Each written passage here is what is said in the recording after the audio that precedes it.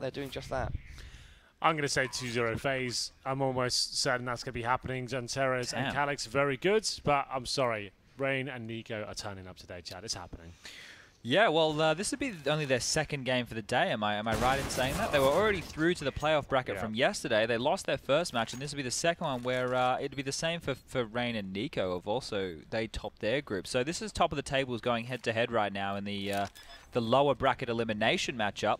SpaceSoldiers is going to grab that first one. They are on the T side. We have been saying that the nuke bias isn't really towards the Ts as much, but a smaller sample size to work with, Henry. If you don't mind, guys, I'm going to stick around for the TriCast. Looking forward to seeing the tail end of this competition play out. And I'd love to be involved with this. You guys did an awesome job on the last one. And things have got off to a pretty interesting start. SpaceSoldiers taking the first 2 rounds. So what we did establish, and with the help of our professional friends, our professional players, is that the T side isn't necessarily as strong on nuke because of the AWP. The AWP, that was it. That's what Happy mentioned to us. And so maybe not expecting now at this point on nuke to see as many T-sided rounds. I've got a bit of a question. I understand you don't know where the CTs are coming from, but when you spawn with a bit of utility, especially on a map like nuke where there's a lot of hidey holes and you have that Molotov in hand, is it something that you want to expend early to delay a choke point? Or you know, because you're taking a gamble, you don't actually know if the CTs are coming from there. Would you prefer to hold on to that utility and then delay mid to late round as that bomb timer ticks away? The smoke's kind of, I would say, like, it's not that beneficial once the CTs are making their push to the bomb, right? So you might as well lock it off. Like, you've got the 40-second bomb timer. The smoke can grant you about 15 seconds worth of cover. I would say use it right at the start of the round and just eradicate a point of entry for the CTs. Right, throw it in the vent. They have to go out the back. You can almost guarantee they're not going to wait around for 15 seconds. They're going to try and get out the back. In this top side, as we just saw that Molotov go up to heaven, I think that was very effective, right? That means you can't get up the ladder. That's one that I would say at least a good 70% of the time someone should be coming from. Sure. And he's going to get up there late. I think that Molotov actually helped him. The delay got him a free frag there as Xantares was looking the wrong way. Calyx directly below him right now. This is a very awkward frag for an open make. Going to run out, bink him in the head, knock him out, and defuse that bomb. First round on the board for FaZe. Back to you in the studio, Parla GS. That's me, and I'm back in the studio. Completely correct. It's great to be here. This studio, we're always back in it. You know what I mean, Henry? I know exactly what you mean. Indeed. And so now it's 3-1. SpaceSoldiers still leading ahead, but FaZe are on the board. Now it is important to get off to that early start, as we have said before. I think in that last round, FaZe were pretty well coordinated in their retake, and it paid off in spades. Yeah, so were you casting the Chiefs game when they beat North, Hank? Yep. So you would have seen when Inns did that spam as he was coming down from Secret. He was at the corner there of Secret where you pick and you can see back the vent. You might not remember. It's very specific. I don't remember that, no. Where can you spam that? So yeah, so that wall. So you've come down and just to the wall as you can peek out and check. Oh no, I did see towards that. the We were wondering, like, does it actually do significant damage? Yeah, it went through. You could see the bullet hole. So it's probably wondered like how much damage it do. Is that on the corner of the just when you reach the there's glass there, right? There's glass, and you're actually spamming through the glass, and it goes through the wall on the other side and shoots at the guy in the vent. It was one of the Australian players who did it. Inns, he had a ball terror of a tournament. It was very interesting to see, and I think what it would be good for was it would push that player off of that line. Right? If you got tagged up, you'd either push out of the vent or you would go back in and you would hide up. So not a bad way to clear that corner. Yeah, that's quite cool. I guess if you just hit the player, then he's going to send him running. He's not going to be 100% sure what's going on. Yeah, it's kind of cool. Nice by Rain there. Does he have that was enough a really time? smart defuse. I think that's enough. Tight like a tiger. There we go. 0.3. We did have... I think, 0.1 earlier. Yeah, it was Team Secret yesterday, right? I think they had a 0. Oh, you mean we had a 0.1 earlier today as well? Yeah, we had one yesterday too. It was a nail biter. It's always great to see those diffusers come in so late. Rain now trying to win a duel here with Xantares, but Xantares manages to spin a wonderful fluid motion and score a headshot. Yeah, NiKo then refrags, and Calyx comes out on top, making it 5-2 to SpaceSoldiers. SpaceSoldiers arriving in emphatic fashion here on the T side of a nuke. It's going to be 5-2, not 6-2, I beg your pardon. And we'll see whether they can continue this as we go forward. No AWPs on the CT side this round, be NiKo and Rain with the silenced M4s, and no real utility for the T side to use it. There's one flashbang remaining. Calyx, so he seems to be getting shot after shot, Chad. Looking very good indeed. It's up to Rain now. He's got the defuse kit, the flashbang as well, but he's got so many angles to check. It's almost impossible at this point to kind of fathom that he could pick this one up. He gets one kill, but the refrag is always going to be deadly there. Calyx on top of the hut manages to take it down. It's going to be the 6th round for SpaceSoldiers. And this, I guess, would be a pretty huge upset. We'd have to... Yeah, well, we said that before, right? Yeah, when they beat G2. When they But beat G2. I think, you know, FaZe going out right now, they would be a bit disappointed with it. But the caliber of these top 4 teams we have left is very, very high. So the 2v2 also, the only team that is really at a language barrier disadvantage is FaZe, because NiKo's Bosnian/Serbian. And Rain is Norwegian, so they're not speaking their native language. They're both speaking English as their second language. Rain will pick up another one. Nice little 2-piece feed from him, and he's going to cheeky bunny hop as well. I like to see that. Great movement to get onto that bomb. With regards to SpaceSoldiers, so earlier today didn't go so well for them, and I know that they feel very comfortable when they have the management round from the team. And he wasn't there earlier in the day. He's back now, and so maybe the talisman is here, and they're feeling confident again. Because at this point in Calyx's career, he's maybe a bit shy. He maybe wants to have that support around him, and he might be feeling fired up and ready to go. Seems it. And it seems it right now. Yeah, nice shot from him. Looking very composed, I have to say. Not nervous at all. It's going to be another round on the board for SpaceSoldiers there. 7-3 now as we enter round number 11, of course. No orbs really being used here at all, Chad. And Kenny S was saying that he loved it on Nuke, but I guess he has a very particular, specific play style in terms of the close-range AWP, which a lot of people can't really pull off. Calyx, though. Yeah, it's something which is, I guess, an acquired taste. The close range open. Calyx is turning it on now. Great job. Yeah. Well, I guess. I think what he's trying to symbolize is they have more frags. I'm sorry, Calyx has more frags than both of them combined. Indeed, indeed. 2 plus 2 is 4. Like you said, Henry, definitely looking very comfortable right now. Very focused. I'm sure the communication is key to that. These guys have been playing together for some time now and have definitely known each other in the scene. In the Turkish scene for some time. There we go, there's a round for FaZe. But it was not enough in that case, yes. And like Chad has said, NiKo comes through with a wonderful headshot. Both of these guys using silenced M4s.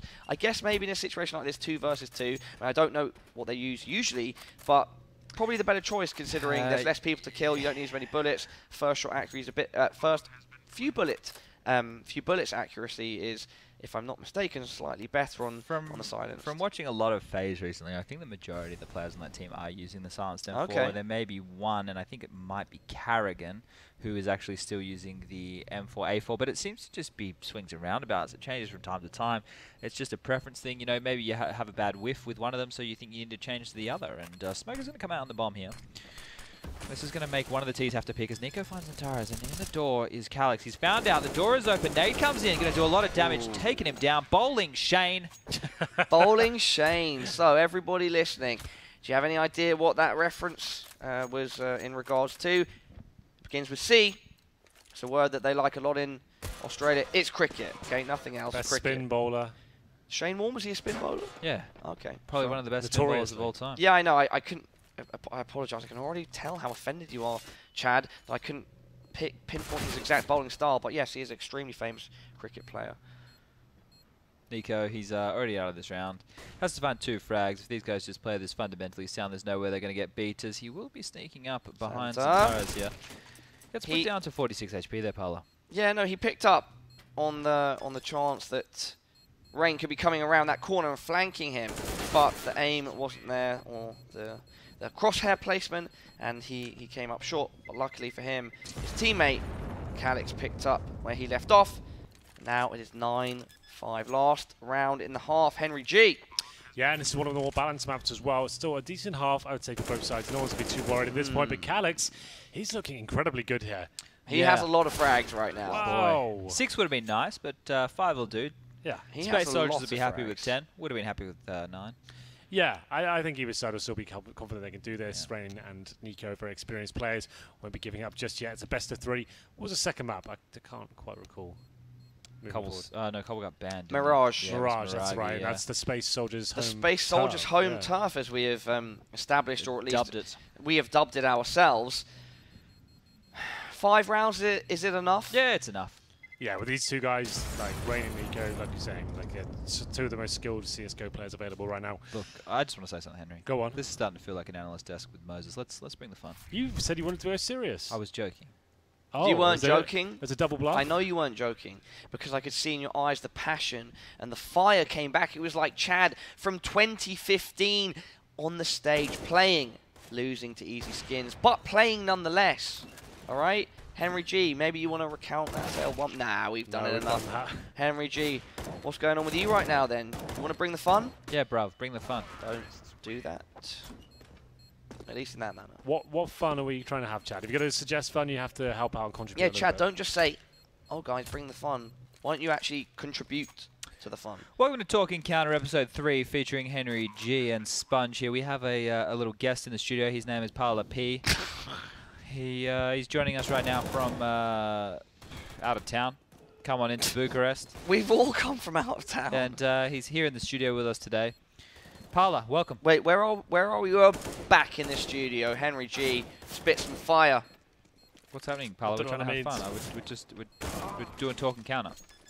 Yeah, this is an actual serious podcast, so... Please go ahead then, guys. I did not mean to interrupt your moment. I just went, Paula P, how you going? And you're meant to be like, yeah, you know, great to be here, Chad. Fantastic to be on the show. Really love being involved in the content that you two are producing. And then, you know, maybe we get stuck into the nitty-gritty. Yeah, okay, well, let's try it again. Chad, I'm really happy to be here. Really love the content you guys are doing. And maybe after that, we can get back into the nitty-gritty. So, not back into the nitty-gritty, we're going to start the nitty-gritty. So, Henry, the topic today, I think we covered, you know, financial advisors for players, all that kind of jazz. Sure. We also talked about... NiKo, what a play! We talked about another hot topic. I forgot what it was. An instant replay brought by Hyper. But maybe we could bring up the way that majors are formatted at the moment, and maybe talk about tournament formats. Because I know that you and I were having a discussion about this on the train. I was a bit distressed at the results from the Pro League, and I thought there could be adjustment to the format to make things a bit juicier come the LAN finals. So. Maybe I'll let you preface a few different ideas. So I guess with a lot of formats we have right now, we need online Counter-Strike to really sell what we're doing as a job and as a product and the game. We need it to kind of sell it to sponsors and have online broadcasts, right? So that has to be part of what we're doing. We need qualifiers, we need a league format, and obviously they're very successful. We do get a lot of viewers for them. But ultimately, what does that really mean? You get those 6 teams at the end of it, or 8 teams, whatever it ends up to be, and we get to the event, and then we have another group stage, right? And we have to do pretty much what we've been doing all season all over again. Yeah. So we came up with a kind of concept where you could potentially have that as your seedings, right? You use that as your official seeding, then we go straight up to a playoff bracket like we're in right now. Indeed. And what we were thinking was, well, what I was thinking, I know it would be more costly, it would be more teams and more computers. Say it to me, guys, say it to me. But right now we're dealing with 6 teams. I think we should be dealing with 8 teams per division. Okay. And what will happen is, depending on where you place in the season, so there's more importance on actually winning matches. Because right now, if you make it to the group stage, it's like it doesn't even matter because you're just playing against a couple of like different teams who you've already faced, and then North American teams of opposite seeding or something along those lines. So what I think should happen is, if you come first or second in your region, you should be auto-berthed to the quarterfinals. If you come third or fourth, you should be auto-berthed to the one before the quarterfinals. And then if you come between 5th and 8th, you play off against your respective seed in the other region. And from there, it filters into a bracket that continues best of 3s. And you continue the bracket in that format as opposed to groups of best of 1, which are very random, and it doesn't actually reward teams for doing well in the regular season. I think that's the biggest issue we have right now. What's the point of playing the regular season if you're not going to bloody hell, you know, do anything with it? Yeah, well... I like that... it's a different take on it, Bill. Proposition. It's interesting to think, yeah, there are so many, you know, factors and parts of the Counter-Strike, competitive Counter-Strike that could be improved, and we're already in a good spot. There's a lot of formats as well. The Swiss format, I would say, is probably my favorite right now, but I mean, at the moment, the problem the players have with it is you turn up, you play one best of 1 each day, and then you go back to the hotel. You're like, that's all the CS you really get. And that's like, it's a bit of an issue, and I guess it's a logistical thing. There's so many games to be played, you need to get everyone a map in, and we've only got 1 broadcast going on and stuff like that. So it makes sense. I'm not really sure what the solution is. I do like the Swiss format in the sense you can't really prepare for certain teams, and you have to turn up and you have to kind of play your best game instead of trying to counter theirs. I think the Swiss format works really well in the majors because ideally... the tournaments are much longer, first off. Yeah, so there's time for it. The players are prepared. The majors are supposed to be the sort of... the best thing that we can offer in Yeah. terms of competition. And I think it also shows that who plays the best brand of Counter-Strike. Actually, we have the last round here, so we'll quickly get off the podcast. So we're getting to this one here as match point is being taken by SpaceSoldiers. FaZe have to stick in this one by grabbing around. Rain on top of the hut, looking towards ladder. Molotov comes in to clear behind the bomb box. Gonna spam wildly. Ooh, finally takes down Calyx, but will be left on 4 HP. Coming through the hut right now is Xantares. 2 players to find. He knows one was on top of the hut. Where is NiKo? He's gonna take NiKo down. 4 HP left on Rain. How is this one gonna unfold? He knows it. 4 HP.